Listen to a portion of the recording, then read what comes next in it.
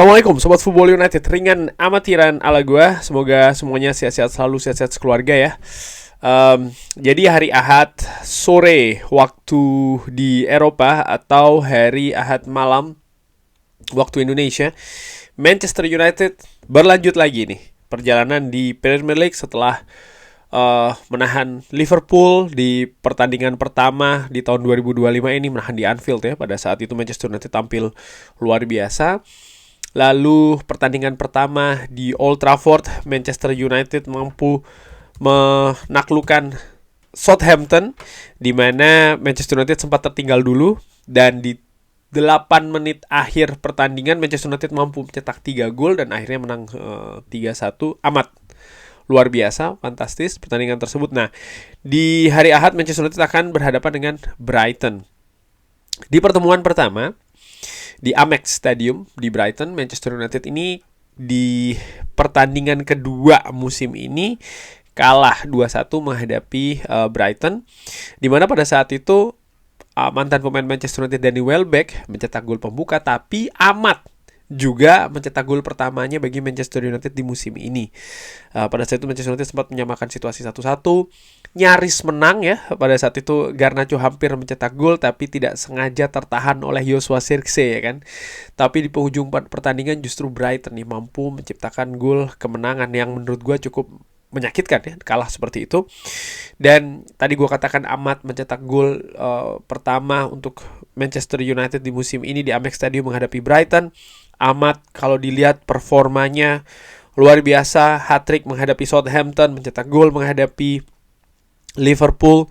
Dan menurut gua Amat memang ada dinamika penampilan naik dan turun di Manchester United musim ini, artinya di sebuah pertandingan ya, tapi dia tetap menunjukkan bahwa dia bisa menjadi ancaman di situasi yang memang dibutuhkan oleh Manchester United, utamanya di lini depan. Musim ini Amat telah mencetak di Premier League ini telah mencetak 6 gol.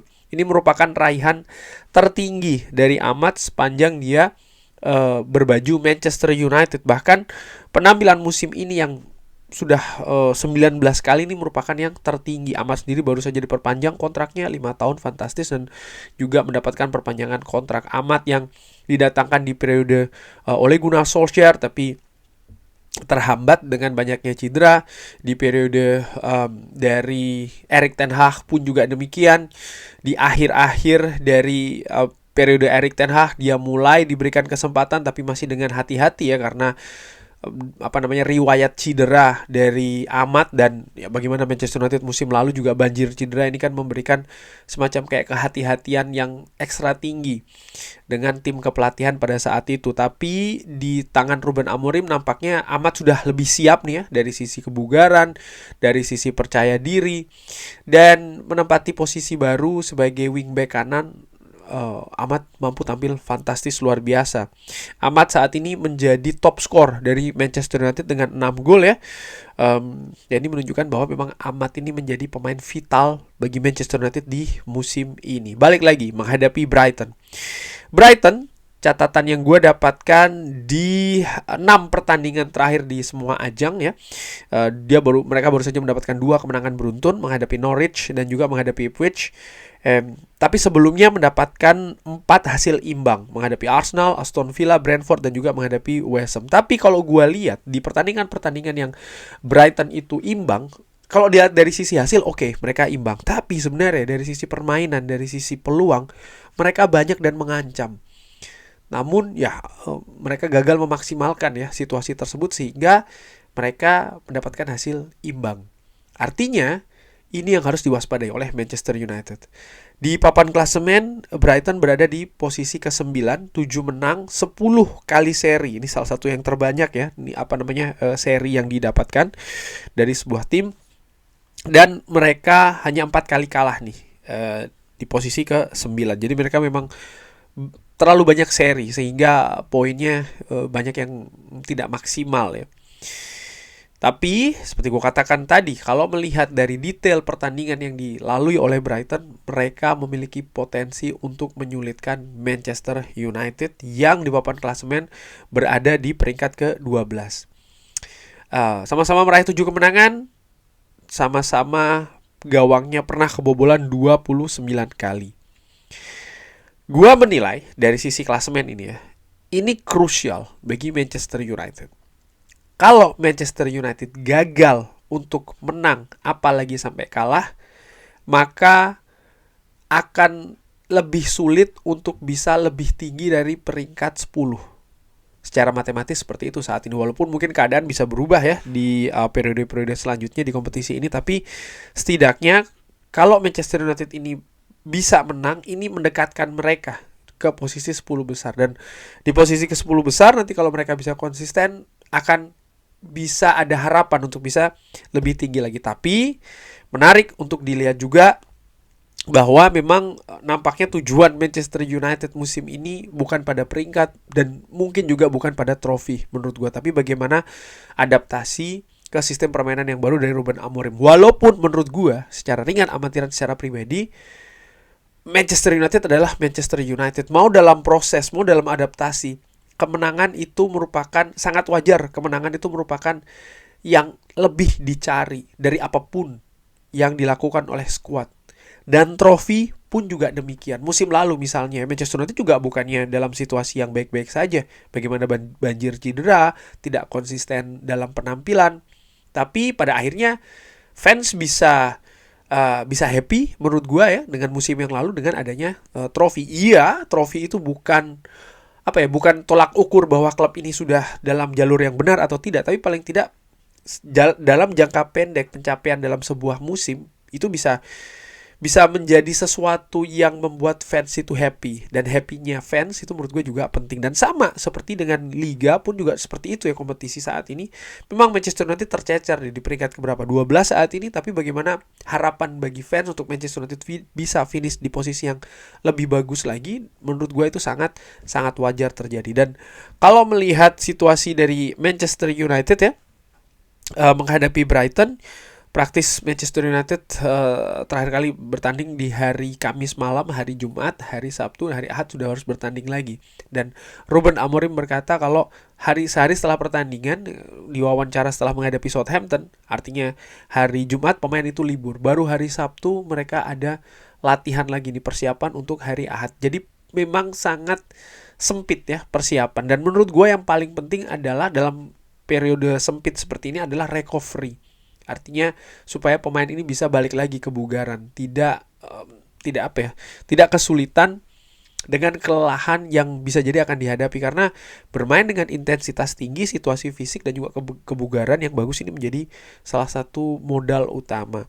Nah, setelah menghadapi Brighton, Manchester United ini ada waktu 4 hari menjamu Rangers, masih tetap di Old Trafford, dan jeda waktu 4 hari ini menurut gua ya bisa dikatakan cukup lah bagi Ruben Amorim untuk tetap menurunkan tim terbaiknya ketika menghadapi Brighton. Seperti gue katakan tadi ya, ini penting untuk posisi di papan klasemen saat ini. Nah, mengenai perkiraan formasi, Brighton, sebelum ke perkiraan formasi ya, Brighton ini tim yang menurut gue secara ringan amatiran tim yang rapi. Kenapa? Mereka punya struktur organisasi manajemen yang rapi. Sumbernya di situ dulu. Jadi bagaimana konsep bermain, sistem filosofi dan lain-lain ini sudah lebih jelas. Metode seperti apa, ini sudah pasti, lebih pasti. Dan pelatih-pelatih yang datang setelahnya sudah lebih nyaman menurut gua untuk melanjutkan dari periode sebelumnya. Sehingga ini hal yang harus diwaspadai. Menjamu Brighton bagi Manchester United di beberapa musim belakangan ini bukan sesuatu yang mudah. Brighton menurut gua punya ketangguhan ya. Mereka tangguh secara mental ketika bermain di Old Trafford, dan seperti gua katakan tadi secara permainan pun mereka juga rapi. Kalau melihat ketika Manchester United menghadapi Southampton kesulitan dengan adanya tekanan-tekanan ataupun juga pressing-pressing yang terjadi di daerah sendiri ya, bukan tidak mungkin Brighton akan melakukan pendekatan seperti itu juga. Mereka akan melakukan pressing yang tinggi ya. Dan menurut gua salah satu kunci yaitu adalah bermain dengan agresivitas tinggi, terutama di lini tengah, untuk bisa lepas dari tekanan seperti itu. Manchester United menunjukkannya di babak kedua ketika menghadapi Southampton. Jangan terlalu bermain sabar ya, karena kadang dengan lawan yang bermain agresivitas tinggi, determinasi mereka lebih tinggi, pressing mereka lebih ketat, bermain sabar, kecenderungan terlalu hati-hati ini bisa menjadi bumerang. Dan gue harapkan itu tidak terjadi ketika nanti menjamu Brighton. Balik lagi, formasi kira-kira akan seperti apa? Ini perkiraan gue ya. Gue melihat bagaimana Leny Yoro nampaknya kesulitan nih dengan tipikal lawan yang memiliki kecepatan, memiliki agresivitas tinggi. Itu terlihat ketika menghadapi Southampton. Sehingga gue pikir mungkin akan lebih nyaman ya. Gue perkirakan ketika menurunkan center back yang lebih senior, De Ligt, Maguire, dan juga Lisandro Martinez. Lalu menempatkan Ahmad di wingback kanan, serta menempatkan Diogo Dalot di wingback sebelah kiri. Artinya apa? Ada satu pemain juga yang diistirahatkan, yaitu adalah Nocer Mazraoui. Gue melihat ketika menghadapi Southampton juga tidak begitu maksimal Nocer Mazraoui, dan ini mungkin juga bisa menjadi bagian dari rotasi yang dilakukan oleh Ruben Amorim. Tentu saja Nocer Mazraoui bisa nanti mendapatkan menit bermain ya setelah pertandingan berjalan. Lalu dua lini tengah, Ugarte dan juga Maino. Ada pelajaran penting ketika menghadapi Southampton di mana mereka mengalami kesulitan di babak pertama. Gue lebih memilih untuk terus menurunkan duet ini dengan mungkin Brighton akan memainkan apa yang ditampilkan oleh Southampton.